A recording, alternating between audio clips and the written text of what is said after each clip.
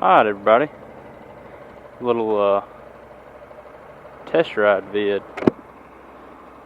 This is a 2015 Honda NC700. So not exactly dual sport, but definitely it's standard. Man, they put that freaking horn right where you want to, dang, right where you think your gear indicator should be.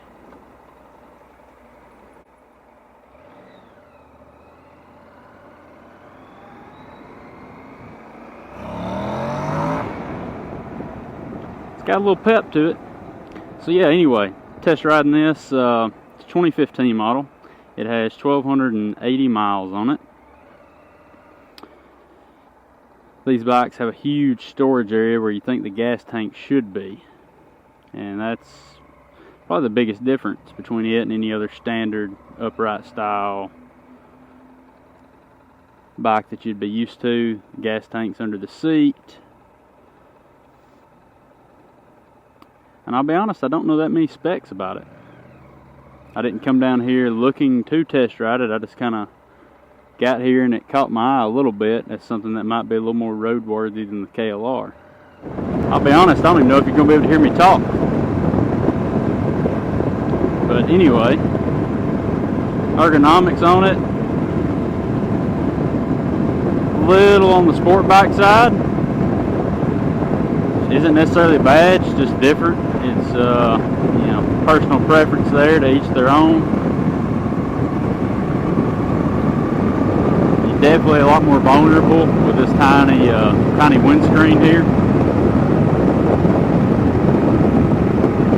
but it does remind me somewhat of the Versys 650.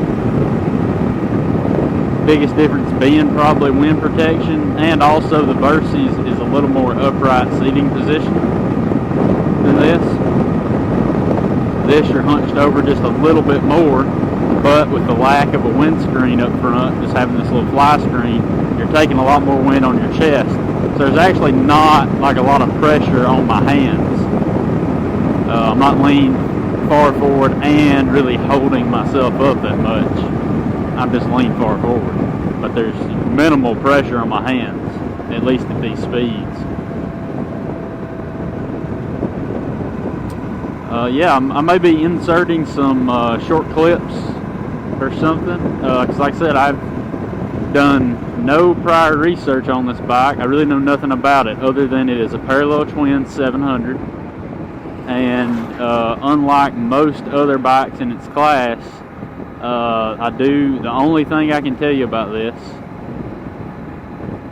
is I'm pretty sure, this is going to be the oddest fact, but I'm pretty sure I read somewhere a long time ago when these bikes came out that somebody made the comment somewhere that they were really built for somebody who was going to be putting a lot of miles on the bike.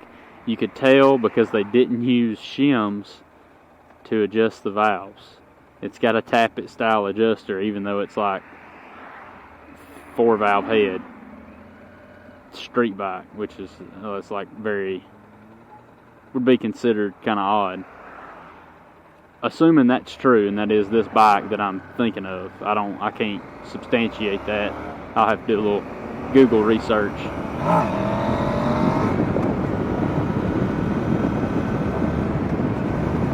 Very linear in power. It doesn't just snap you, which is kind of what you expect. To my knowledge, it's not a cross-plane crank.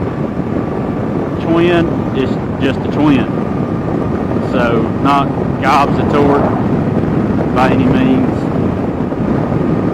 Would definitely be nicer with bar risers on it. Oh yeah, best thing I forgot to mention, or haven't mentioned yet, about this bike, if you live anywhere close to Florence, Alabama, and might be interested in this particular bike, is the price. So a 15 model with 1,282 miles right this second, and they want $3,900. Now, I don't know if these bikes have a low resale naturally, but that just seems like a really good deal. So, nah, it's got enough pep. And I don't know what that was, traction control or something maybe, I don't know. Maybe I was just banging it off the rev limiter. I'll have to watch that in the video. Handle's real good, I mean, dangerously good for my taste. Good enough I get myself in some trouble on it maybe. Initial impressions were pretty correct. Now that I've been on it for a couple minutes, not that that really tells you the tale of the tale, but definitely, yeah, I've settled into a little better seating position now that I've slid back. I still wish these bars were raised up just a hair. I mean, this is a little further forward than I would like to see it. You have to remember I'm 5'7", so if you were taller, you'd be longer armed, and therefore you wouldn't be leaned as far forward probably.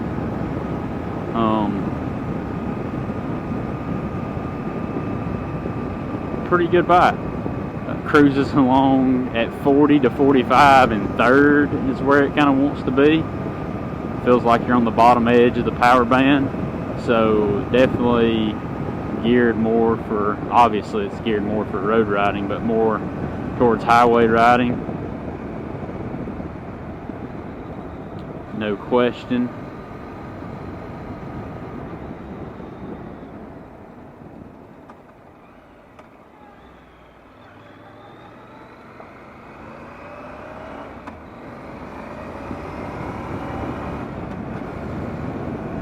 So much so that here in town it's kind of geared too tall.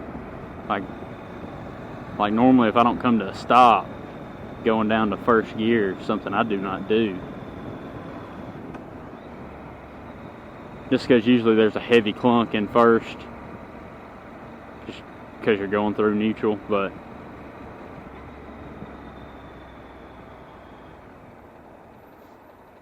hope you wasn't expecting a smooth review of this bike, because I feel like I'm kind of all over the place with it. But I also wasn't planning ahead on riding a bike today either.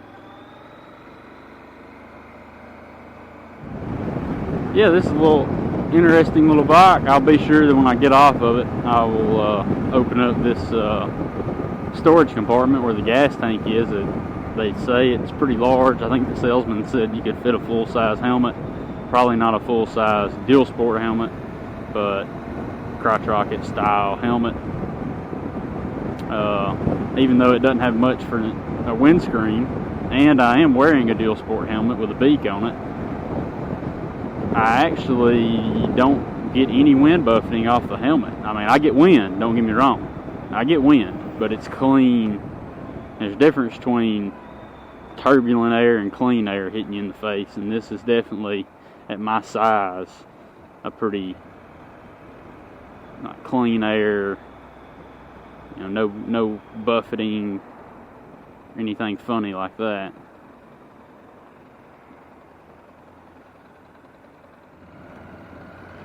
So yeah, there we go, 2015 Honda NC700.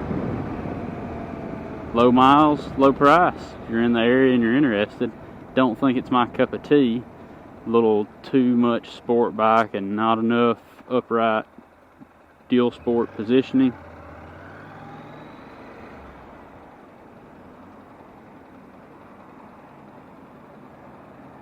It's in the end of the world if that's just what you're looking for.